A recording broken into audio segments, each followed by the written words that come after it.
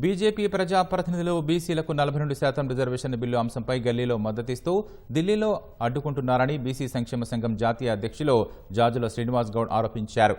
మోదీ 11 ఏళ్ల పాలనలో బీసీలకు చేసిందేమిటో చెప్పారని హనుమకొండలో డిమాండ్ చేశారు. అగ్రవర్ణాల ప్రధాన మంత్రులు ఎస్సీ, ఎస్టీ, బీసీ రిజర్వేషన్ కోసం పాటుపడితే బీసీ ప్రధాని మాత్రం అగ్రవర్ణాల కోసం రిజర్వేషన్ తెచ్చి తీరారని అన్యాయం చేశారన్నారు.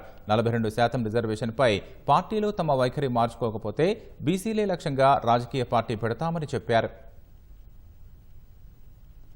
ఒక బీసీ బిడ్డ ఈ ప్రధానమంత్రిగా కావడం వీళ్లకు కాంగ్రెస్ వాళ్ళకి ఇష్టం లేదంటున్నాడు. నేను అంటున్నా, నరేంద్ర మోదీ గారికి బీసీ అనే కార్డు ఎప్పుడు ఉపయోగపడుతుంది అంటే పార్లమెంట్ లో చర్చ జరిగి ప్రతిపక్షాలు విమర్శించినప్పుడు, లేకపోతే వారు చేసిన తప్పులను ఎత్తి చూపినప్పుడు, లేదా వివిధ రాష్ట్రాల్లో అసెంబ్లీ ఎన్నికలు జరిగినప్పుడు, పార్లమెంట్ ఎన్నికలు జరిగినప్పుడు నేను బీసీ అనే పదం ఆయన గుర్తొస్తుంది. నిజంగా మీరు బీసీ అయితే బీసీ రిజర్వేషన్ల బిల్లుకి ఎందుకు ఆమోద ముద్రమే? మీ ప్రధానమంత్రి పదవిని కాపాడుకోవడానికి మాత్రం బీసీ కార్డు ఉపయోగపడాలి. కానీ కోట్లాది మంది బీసీలకు ప్రయోజనాల కోసం మాత్రం బీసీ కార్డు ఉపయోగపడదు. 11 సంవత్సరాలుగా బీసీలకు ప్రత్యేక మంత్రిత్వ శాఖ పెట్టిరా లేదే?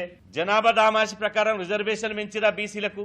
చట్టసభల్లో బీసీలకు 50% రాజకీయ రిజర్వేషన్ పెట్టిరా? మహిళా బిల్లు పెట్టారు. మహిళా బిల్లులో బీసీ మహిళలకు సబ్ కోట పెట్టినవా? లేదే? మరి 11 ఏళ్లుగా బీసీల కోసం నువ్వు చేసిన గొప్ప పని ఏందని నేను అడుగుతున్నా.